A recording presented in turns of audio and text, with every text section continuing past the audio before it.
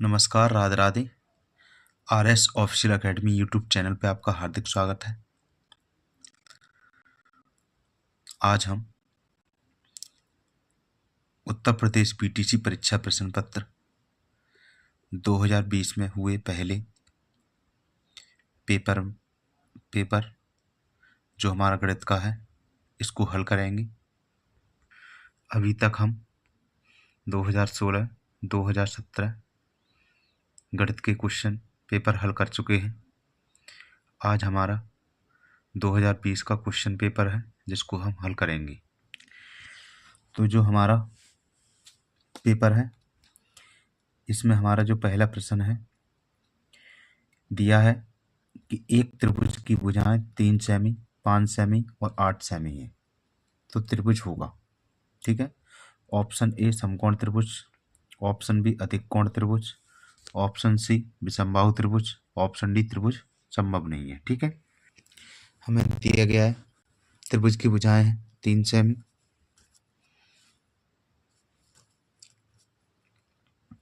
त्रिभुज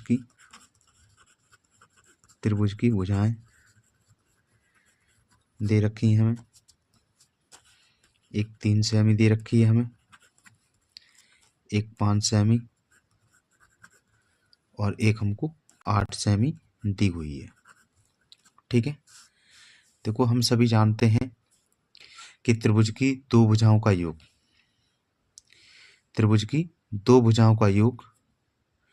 तीसरी भुजा से बड़ी तथा दो भुजाओं का अंतर तीसरी भुजा से छोटी होती है। ठीक है।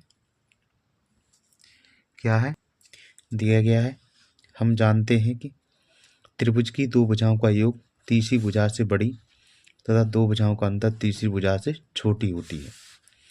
तो यहाँ पे AB प्लस BC पर बड़ा है CA से। AB प्लस BC बराबर CA, तो 3 AB बराबर हमने 3 और BC 5 बराबर 8, 8 बराबर 8 त्रिभुज संभव नहीं है। ठीक है। तो जो हमारा त्रिभुज है इसमें क्या दिया है, जो हमारा AB है प्लस BC बड़ा है वो हमारा CA से, तो AB प्लस BC बराबर CA। देखो 3 प्लस 5 बराबर 8, 8 बराबर 8। तो यहाँ पे हमारा त्रिभुज बनाना संभव नहीं होगा। त्रिभुज संभव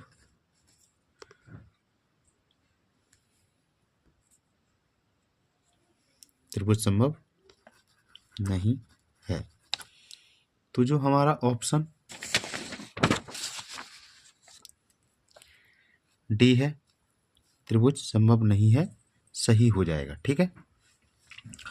अगला प्रश्न है निम्नलिखित संख्याओं में से प्राकृतिक संख्या है। Option A 2, option B √2, option C 3.5, option D 0। ठीक है। तो इसमें हमें बताना है, देखो जो हमारी प्राकृतिक संख्या होती है 1 से लेकर अनंत तक होती हैं। कितनी होती है? 1 से लेकर अनंत तक होती हैं प्राकृतिक संख्याएं। 1 से लेकर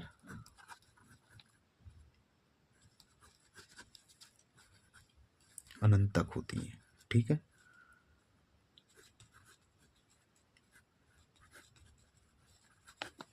इतना समझ में आया। लेकिन इसमें भिन्नात्मक और दशमलव संख्याएं शामिल नहीं होती हैं। लेकिन इसमें भिन्नात्मक मतलब जैसे मान लो कोई 2/3 है, 5/7 है, ये प्राकृतिक संख्या में नहीं आता है और ना ही दशमलव संख्या। ठीक है। जैसे 0.57 ले लो, ये हमारी प्राकृतिक संख्या में नहीं आता है। तो जो हमारी प्राकृतिक संख्या है तो देखो अंडर तो नहीं होगा, पॉइंट वाला भी नहीं होगा, जीरो होगा नहीं, तो हमारा जो ऑप्शन ए है 2 सही हो जाएगा। जो हमारी प्राकृत संख्या है 2 आ जाएगी। ठीक है। तीसरा प्रश्न है निम्नलिखित में से कौन सी परमेय संख्या नहीं है? 22/7, पाई, 0.69, 5/√16। ठीक है। हम सभी जानते हैं जो पाई होती है हमारी एक अपरिमेय संख्या होती है। कौन सी अपरिमेय संख्या होती है? जबकि जो 22/7 है, 0.69 और 5/√16 ये हमारी परिमेय संख्याएं हैं। ठीक है। तो ये कह रहा है निम्नलिखित में से कौन सी परिमेय संख्या नहीं है, तो जो हमारा ऑप्शन बी है वो सही हो जाएगा। ये हमारी परिमेय संख्या नहीं है, ये हमारी अपरिमेय संख्या है। कौन सी? अपरिमेय संख्या। ठीक है। अगले प्रश्न पे चलते हैं। निम्नलिखित में सर्वसमिका है 2x + 3 = 5, ऑप्शन ए। दूसरा है 2 कोष्टक में x + 1 = 2x + 2, ऑप्शन सी है 4x = 2x + 6, ऑप्शन डी है x + 4 = 3x। देखो सर्वसमिका क्या होती है? दाएं पक्ष के मान और बाएं पक्ष के मान बराबर होते हैं। मतलब जो हमारा LHS रहेगा और RHS रहेगा वो दोनों बराबर आना चाहिए। ठीक है। तो देखो इसमें हमारा एक उदाहरण के लिए मान लेते हैं। चलो जैसे मैंने मान लिया 5x + 2 = 5x + 10। ठीक है। तो ये हो जाएगा 5x + 2 = 5x + 10। ठीक है। एक तो ये तरीका है। ठीक है। या फिर x का मान 1 रखो, 2 रखो, 3 रखो, 4 रखो, रखने पर LHS = RHS हमारा आना चाहिए। ठीक है। प्रत्येक बार आना चाहिए। जैसे हम ये ले लो, यही वाला 5x + 2 = 5x + 10। ठीक है। x बराबर पहले 1 रखते हैं। 5 1 + 2 5 × 1 + 10, 5 × ये कितने हो गए? 3, 5 × 15, ये 5 एकम 5 और 10 कितने हो गए? 15। यहाँ पे हमारा मान बराबर आया हुआ है। चलो ऐसे ही अब x = 2 रखते हैं। तो 5 2 + 2 = 5 × 2 + 10। तो यहाँ 5 × 2 और 2 4 हो गए, 5 दूनी 10 और 10, 5 × 20 और ये 10 और 10 20। तो यहाँ पर भी हमारा मान बराबर आ रहा है। ठीक है। तो x के मान कितने भी रखते जाएं, 1 रखें, 2 रखें, 3 रखें, 4 रखें, 5 रखें, LHS = RHS आना चाहिए, तो वो हमारी सर्वसमिका हो जाएगी। तो जो हमारा ऑप्शन बी है इसमें, कौन सा? ऑप्शन बी, वो हमारा सही हो जाएगा। अगर यहाँ पे देखो 1 लगाते हैं तो 2 दूनी 4, 2 और 2 4 हो जाएंगे। अगर 2 लगाते हैं 2 और 1 3, 3 दूनी 6 और ये 2 दूनी 4 और 2 6 हो जाएगा। ठीक है। चलो अगला सवाल है 5वां। 3 पे घात x + 2 = 81 है, तो x का मान ज्ञात कीजिए। तो इसमें ऑप्शन दे रखे हैं, पहला 2 दे रखा है, दूसरा 3 दे रखा है, अगला 4 दे रखा है और अगला 5 दे रखा है। तो हमें इसे हल करके देख लेते हैं कितना आंसर आ रहा है। ये हमारा 5वां सवाल है। 3x + 2 = 81। ठीक है। 3x + 2 = 81 के फैक्टर कर दो। 81 को जब काटेंगे तो 3 दूनी 6, 3 7 21, 3 9 27, 3 3 9 और 3 एकम 3। तो 3 पे कितनी घात आ जाएगी? 1 2 3 4 की घात आ जाएगी। यहाँ पे घातों की तुलना कर दो, घातों की तुलना। तो x प्लस 2, देखो आधार तो एक जैसे हैं, तो x प्लस 2 बराबर 4 आ जाएगा हमारा। तो x बराबर 4, ये प्लस का है 2, उधर जाके माइनस का, तो x बराबर हमारा 2 हो जाएगा। देखते हैं विकल्प में दिया है नहीं दिया है, देखो दिया है। तो x बराबर कितना आ जाएगा हमारा, 2 आंसर हो जाएगा। ठीक है, तो ऑप्शन ए हमारा सही हो जाएगा। ये हमारे बहुविकल्पी प्रश्न थे जो 2020 में आए हुए थे पहले पेपर में। अब अतलगोत्री पे चलते हैं। सवाल है 6वां, X square minus 7x plus के 6 बराबर 0 को हल कीजिए। ठीक है, इसको हल करके बताना है हमको कि x का मान कितना आएगा। ठीक है, चलो हल करते हैं, देखते हैं।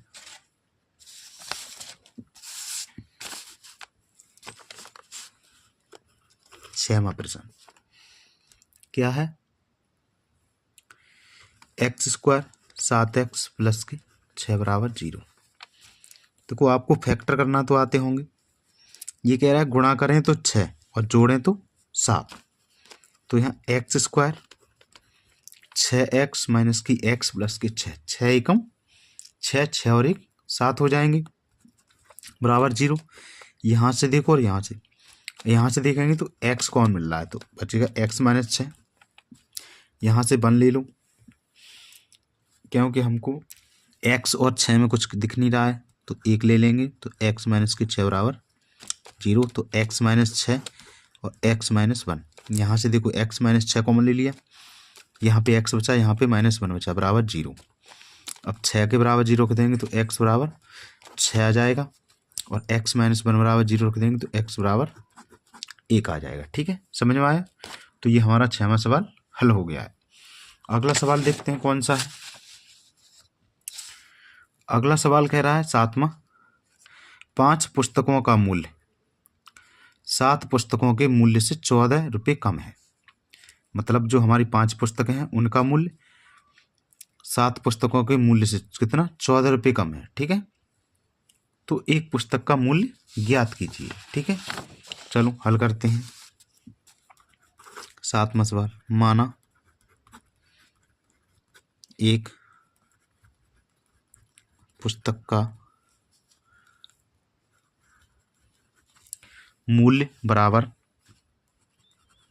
x रुपये मान लेते हैं। ठीक है, समझ में आया। तो 5 पुस्तकों का मूल्य, 5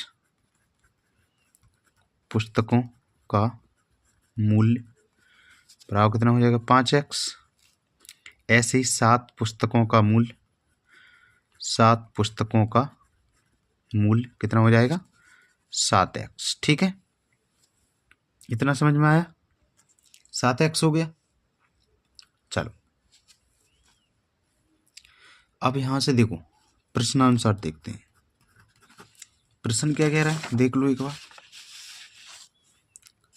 5 पुस्तकों का मूल्य 7 पुस्तकों के मूल्य से 14 रुपये कम है।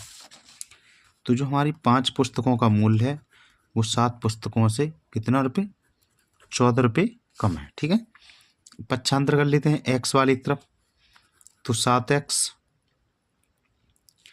चलो 7x को इसके पीछे ले आते हैं, तो 5x माइनस का 7x बराबर माइनस के 14 हो जाएंगे।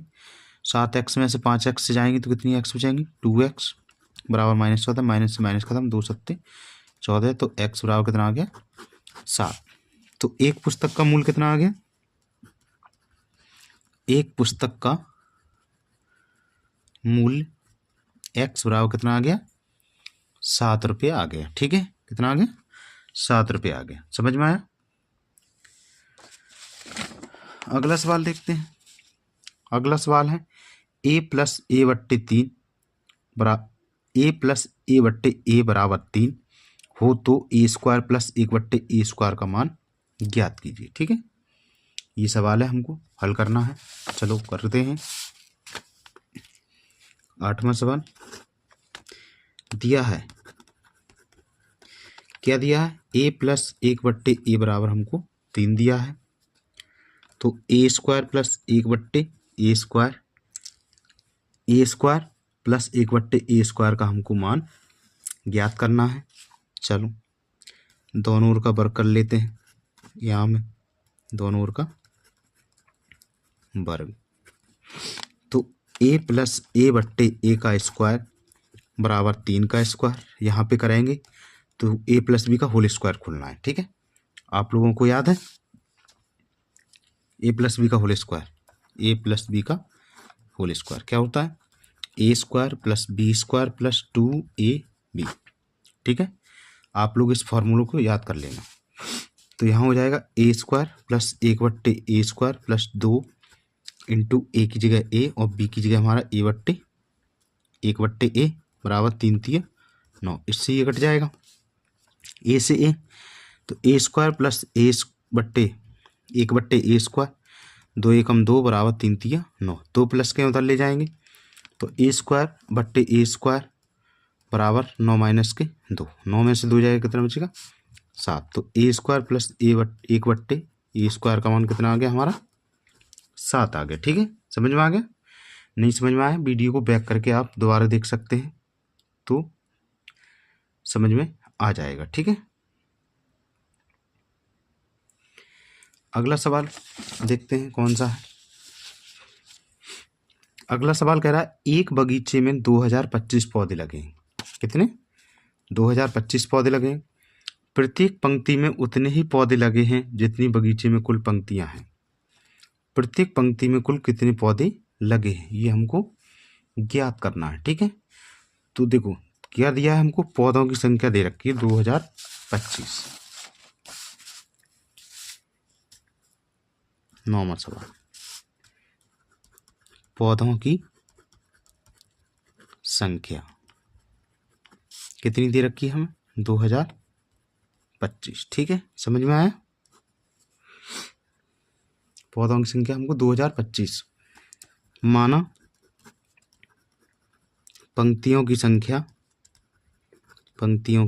संख्या बराबर क्या मान लें x मान लेते हैं। ठीक है, तो प्रत्येक पंक्ति में पौधा कितना हो जाएगा, प्रत्येक पंक्ति में पौधों की संख्या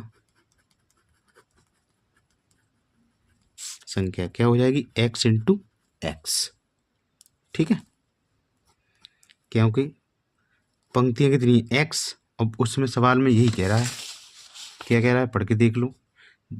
प्रत्येक पंक्ति में उतने ही पौधे हैं जितने बगीचे में कुल पंक्तियां हैं, तो पंक्तियां हमने x मानी है तो पौधे भी x हैं, तो कुल पौधे हमारे, तो प्रत्येक पंक्ति में पौधा कितना हो जाएगा x इंटू एक्स कितना हो गया x² बराबर 2025। यहाँ पे 2025 की फैक्टर कर लेते हैं, काट लेते हैं।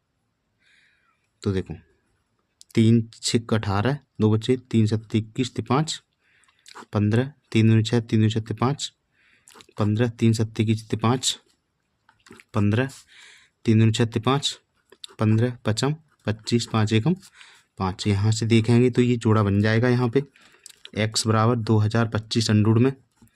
तो x बराबर यहाँ से जब जोड़ा बनाएंगे लिख लो पहले 3 into 3 into 3 into 3 into 5 into 5। तो यहाँ से जोड़े बाहर निकाल लो 3 इंटू 3 इंटू 5। तो x बराबर कितना आ जाएगा 3 3 9 3 वो 3 3 9 5 45। तो प्रत्येक पंक्ति में कुल 45 पौधे लगे हैं। ठीक है, समझ में आया? तो प्रत्येक पंक्ति में कितने 45 पौधे हो जाएंगे।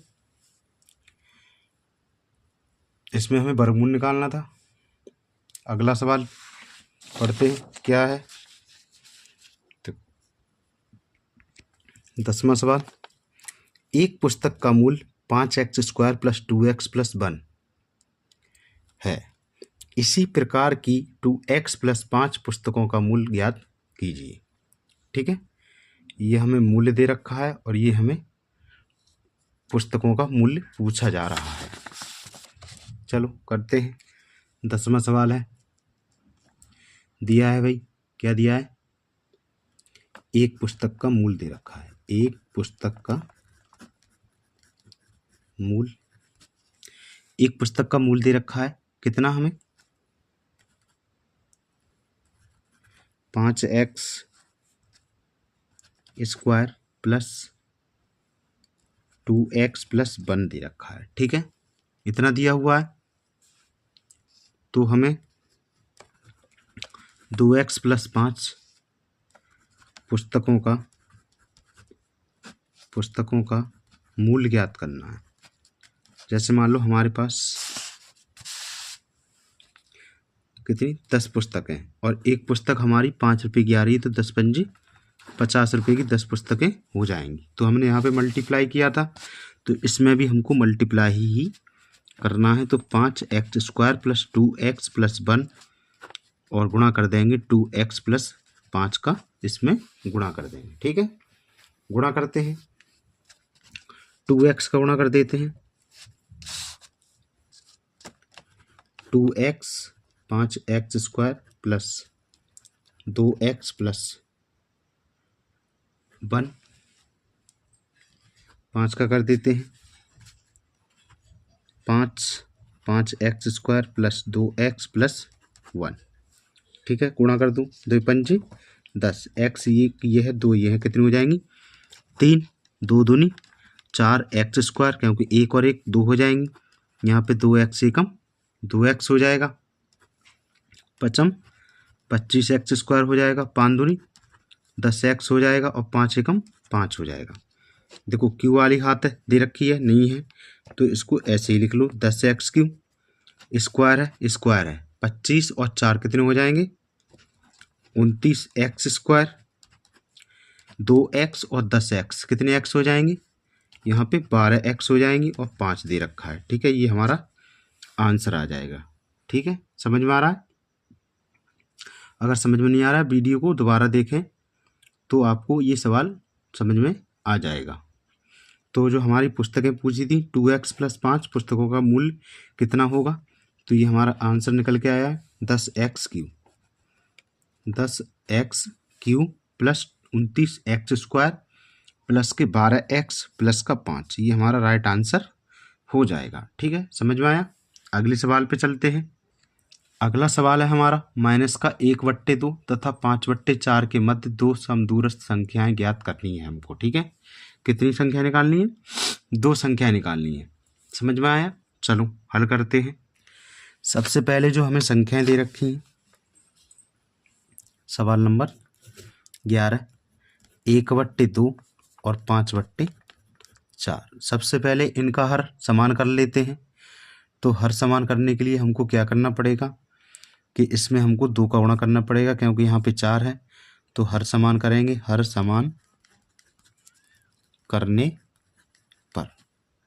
ठीक है, जब हर समान करेंगे तो इसमें 2 का गुणा कर देंगे, तो ये हो जाएगी माइनस के 2/2 दूनी 4 हो जाएगी और ये 5/4। यहाँ पे हमारे हर समान हो चुके हैं।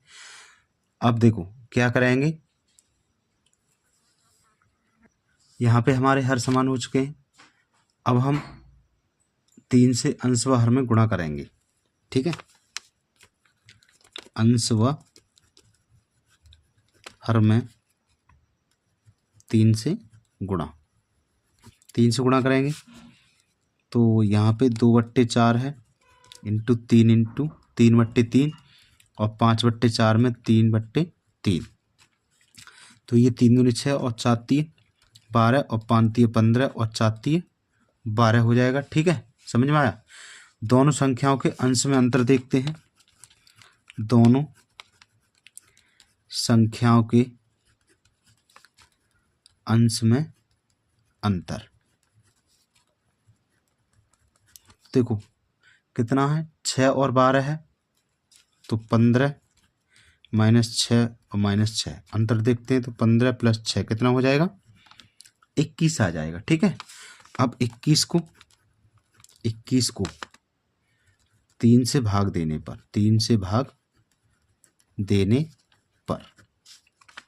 तो 21 को 3 से भाग देंगे, कितना आ जाएगा, 7 आ जाएगा। ठीक है, अब जो हमारा 7 आया है 7 को पहली प्राप्त हुई संख्या कौन सी है? 6/12 के अंश में जोड़ते हैं। जब जोड़ेंगे तो माइनस के 6/12 में कितना जोड़ देंगे अंश में? 7। तो 7 में 6 जाएगा, 1/12 आ जाएगी। अब 1/12 में 7 जोड़ेंगे, कितना जोड़ेंगे? 7। 1/12 में 7 जोड़ेंगे तो दूसरी प्राप्त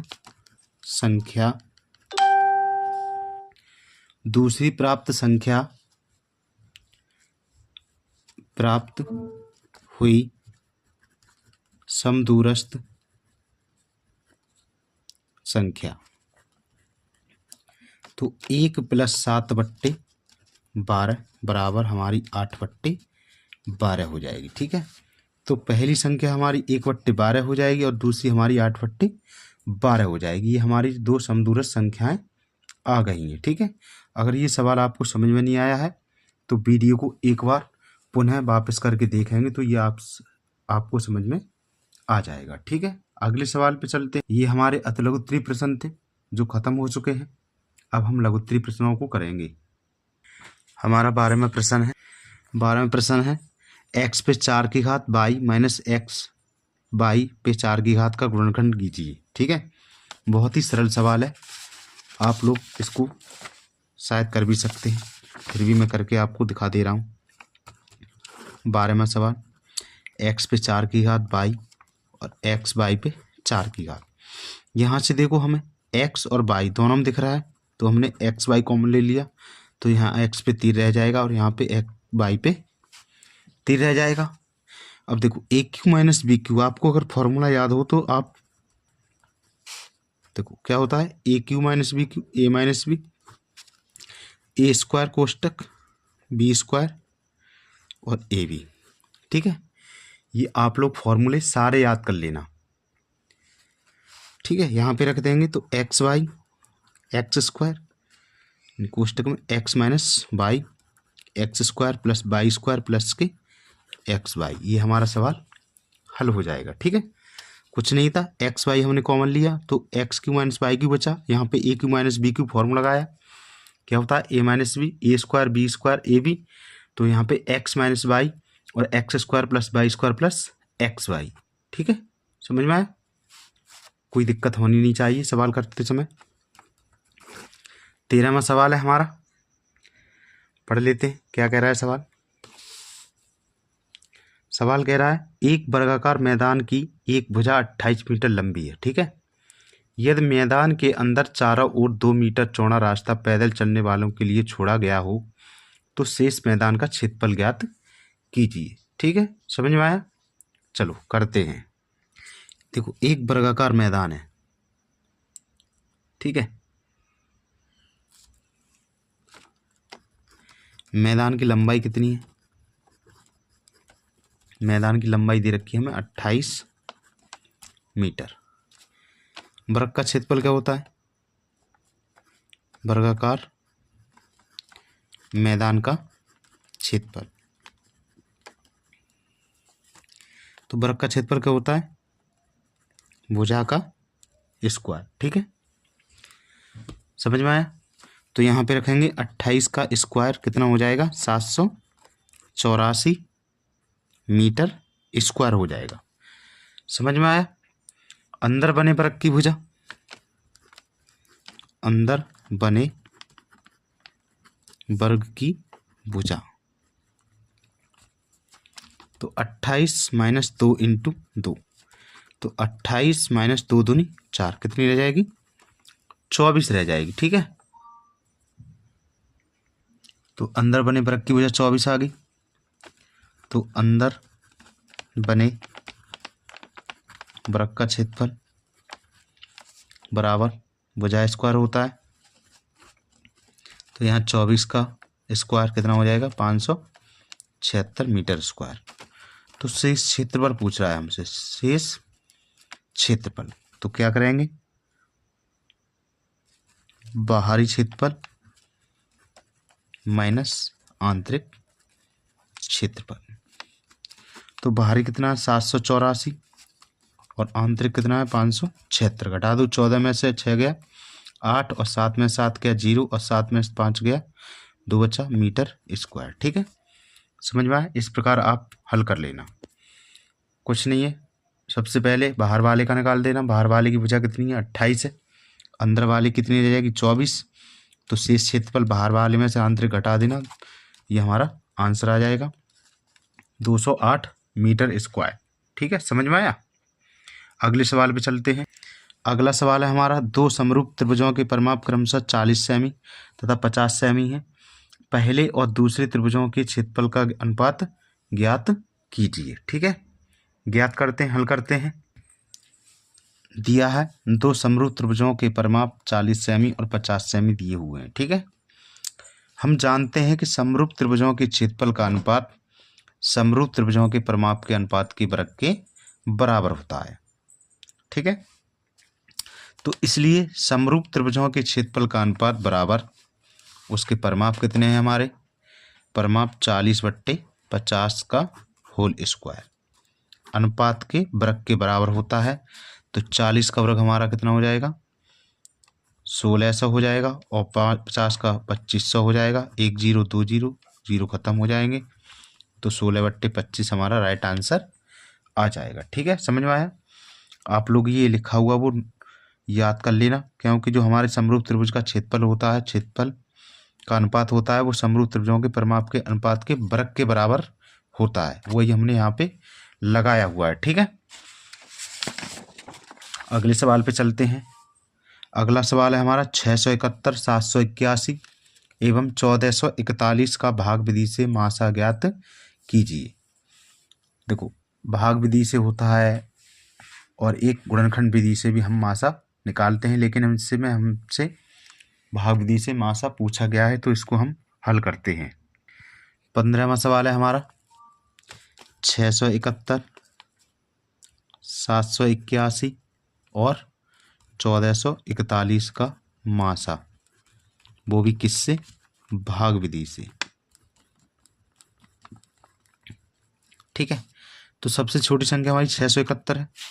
चलो भाग लगा लेते हैं 8 781 में। देखो 781 में भाग लगाएंगे तो कितनी बार, एक बार जाएगा। तो 671, एक में से 1 गया 0, 8 में 7 गया 1 और 7 में से, ठीक है, भाग दे दो। 11 6 66 हो जाएगा। बचा कितना 10, बचा कितना हमारा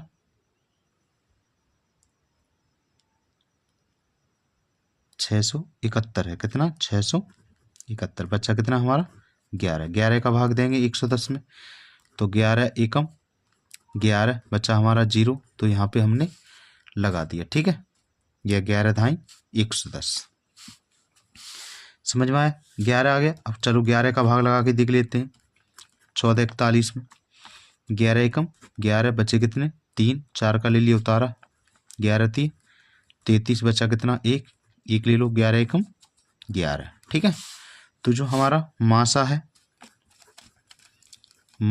कितना आ जाएगा 11 आंसर आ जाएगा। ठीक है, समझ में आया। अगले सवाल पे चलते हैं। 16वां सवाल 4 11 16 15 12 5 710 की माध्यिका ज्ञात कीजिए। इसमें हमको माध्यिका ज्ञात करनी है। ठीक है, सबसे पहले इन्हें हम आरोही क्रम में लिख लेते हैं। 16वां सवाल है 4 11 16 15 12 5 710 को किसमें, आरोही क्रम में लिख लेते हैं। आरोही क्रम में तो कितना हो जाएगा 4 5 11 12 15 16 और 710। 1 2 3 4 5 6 7, तो n बराबर कितनी है 7, जो कि हमारी विषम संख्या है। ठीक है। अब देखो माध्यिका के दो फॉर्मूले होते हैं।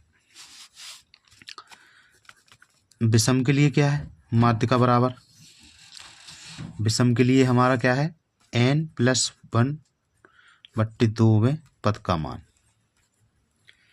ठीक है, ये तो विषम के लिए है। अगर सम संख्या आ जाती, सम के लिए क्या होता है 1/2 n/2 में पद का मान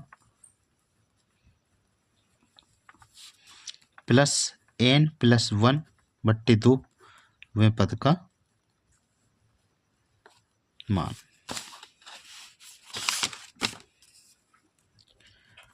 ठीक है, आप ये फॉर्मूला याद कर लेना। अगर सम संख्या है तो ये फॉर्मूला लगा देना, और विषम संख्या है तो ये फॉर्मूला लगा देना। ठीक है, ये +1 साइड में है यहाँ पे। ठीक है, n/2 + 1 इस प्रकार है। ठीक है, चलो यहाँ पे हमें 7 विषम दे रखा है, तो 7 + 1/2 में पद का मान, 7 और 1 8/2 में पद का मान, पद का मान 2 × 8 हो जाएगा, अर्थात 4 में पद का मान। अब देख लो चौथा पद कौन सा है, 1 2 3 4 कौन सा है चौथा पद हमारा, नहीं 1 2 3 4 5 6 7। देखो संख्या कितनी है हमारी, देखो 4 में पद का मान देख लो 1 2 3 4, तो कितना आ जाएगा हमारा आंसर 12। राइट आंसर हमारा 12 हो जाएगा। ठीक है, ऐसे ही आप लोग अगर सवाल आए तो आप लोग ऐसे ही कर लेना, लेकिन फॉर्मूले आप लोग जरूर याद रखना। अगला सवाल दिया है, एक आयत की लंबाई उसकी चौड़ाई से 5 सेमी अधिक है, यदि उसका परिमाप 26 सेंटीमीटर हो तो आयत की लंबाई ज्ञात कीजिए। ठीक है, हल करते हैं। इसमें सबसे पहले हमसे पूछ रहा है उसकी चौड़ाई से 5 सेमी अधिक है, तो लिखते हैं माना चौड़ाई मान लेते हैं b, क्या मान लेते हैं b, और जो लंबाई है हमारी कितनी हो जाएगी 5 अधिक है, तो b + के 5 हो जाएगी। ठीक है, और हमको क्या दिया है इसमें चौड़ाई लंबाई 5 अधिक है, परिमाप दे रखा है 26 सेंटीमीटर। कितना परिमाप बराबर 26 सेंटीमीटर। ठीक है, आयत का परिमाप क्या होता है, आयत का परिमाप क्या होता है 2 लंबाई + चौड़ाई बराबर 26। तो 2 लंबाई हमारी b + 5 और चौड़ाई हमारी b है बराबर 26। 2 से काट देंगे तो 1 × 2 2 × 3 = 6, b और b हमारी 2b हो जाएगी, प्लस के 5 हैं उधर जाके माइनस के हो जाएंगे, तो 2b बराबर कितना बचेगा 8, 2 × 8, तो b बराबर हमारा कितना आ जाएगा 4 आ जाएगा। ठीक है, तो जो चौड़ाई है हमारी, जो चौड़ाई है चौड़ाई b बराबर कितना आ जाएगा हमारा 4 सेंटीमीटर, और जो हमारी लंबाई है लंबाई b + 5 है, तो 4 + के 5 बराबर 9 सेंटीमीटर हमारा आ जाएगा। ठीक है, समझ में आया। कुछ नहीं है इसमें, चौड़ाई हमको b मान ली है हमने, लंबाई हमारी 5 अधिक है चौड़ाई से, तो b + 5 हो जाएगी। आयत का परिमाप हमको 26 सेंटीमीटर दे रखा है, तो आयत का परिमाप 2 लंबाई + चौड़ाई होता है, तो आयत का परिमाप हमने 2 लंबाई + चौड़ाई बराबर 26 लिख दिया। 2 से लंबाई हमारी b + 5 रख दी और चौड़ाई हमने b रख दी, 2 से हमने 26 को काट दिया, 13 बार कट गया, और इधर ये प्लस के 5 है, b और b 2b हो गई, प्लस के 5 थे उधर ले गए माइनस के हो गए, 2 से काट दिया, 8 बचा, 13 में से 5 गया, तो 2 × 8, b बराबर 4 आ गया। जो चौड़ाई थी हमारी b बराबर 4 सेंटीमीटर आ गई, लंबाई है हमारी b + 5, b की जगह हमने 4 रख दिया, और 5 हमारा ऑलरेडी है ही है, 4 और 5 कितना हो गया 9 हो गया। ठीक है, तो हमारी इसमें लंबाई चौड़ाई हो गई है। आगे देखते हैं अगला सवाल। जो कि हमारा आज का अंतिम सवाल है। निम्नलिखित आंकड़ों के लिए 5 का वर्ग अंतराल लेकर बारंबारता सारणी बनानी है। जो नंबर दिया है 2, 4, 8, 11, 14, 16, 20, 28, 25, 40, 30, 48 ये हमको नंबर दिया हुआ है। ठीक है, सबसे पहले इनको आरोही क्रम में लिख लेते हैं। 18वां सवाल। जब इनको आरोही क्रम में लिखेंगे, आरोही क्रम में लिखने पर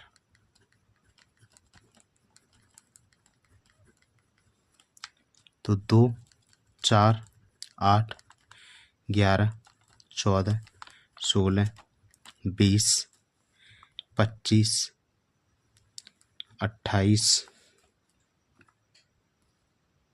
30, 40, 48 1, 2, 3, 4, 5, 6, 7, 8, 9, 10, 11, 12 1, 2, 3, 4, 5, 6, 7, 8, 9, 10, 11, 12 ठीक है।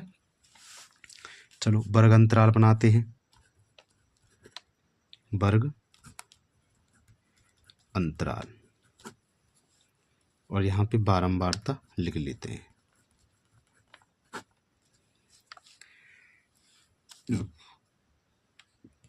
तो 0 से 5 बनाना है, 5 5 का लेना है। 0 से 5, 5 से 10, 10 से 15, 15 से 20, 20 से 25, 25 से